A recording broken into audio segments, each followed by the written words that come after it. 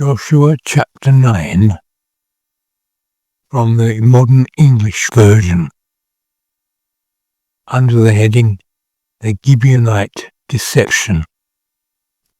When all the kings west of the Jordan in the hill country, in the low country, and all along the coast of the Mediterranean Sea toward Lebanon, the Hittite, the Amorite, the Canaanite, the Perizzite, the Hivite, the Jebusite kings heard this, they gathered together as one to wage war against Joshua and Israel. When the inhabitants of Gibeon heard what Joshua had done to Jericho and Ai, they acted craftily and took old sacks on their donkeys and old wineskins torn and mended, old and patched sandals on their feet, and old garments on themselves. All the bread of their provision was dry and crumbly.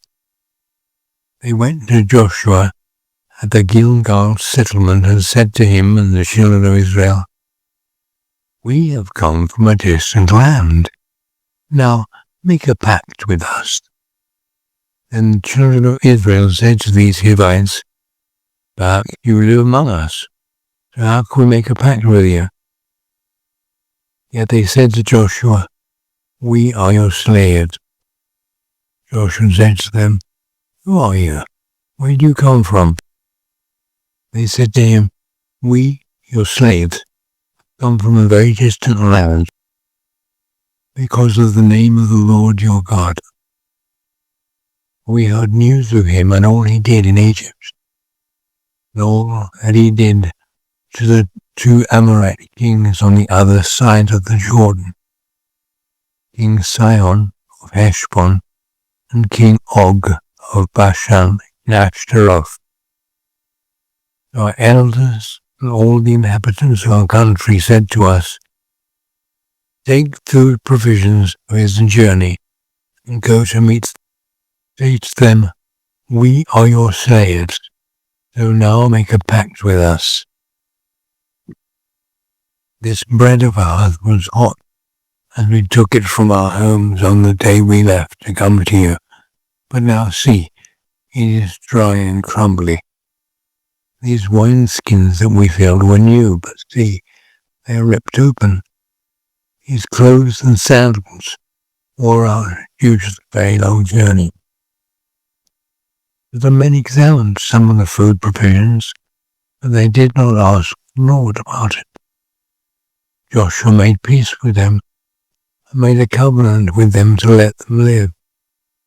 And the leaders of the congregation swore an oath to them. 3 days after they had made a covenant with them, they heard that they were neighbors to them and lived among them.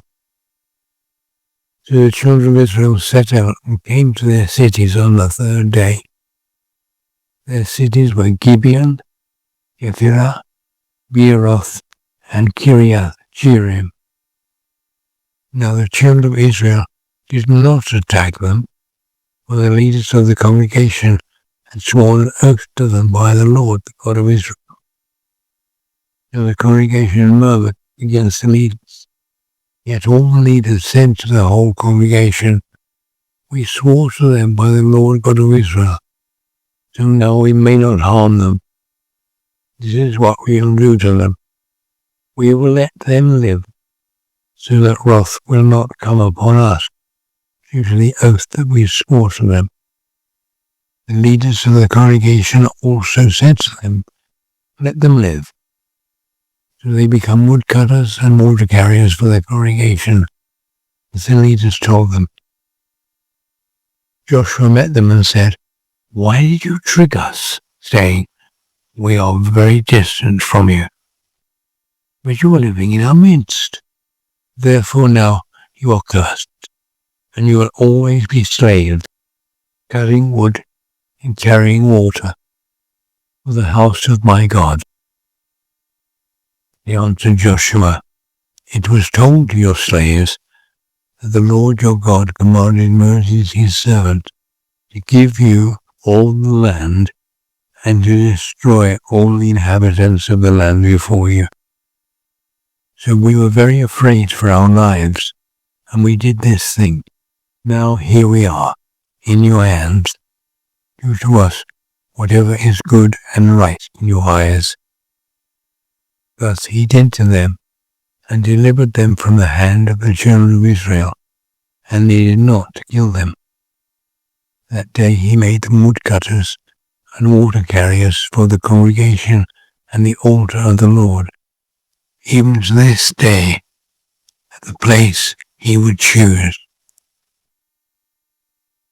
This reading is from the Modern English Version.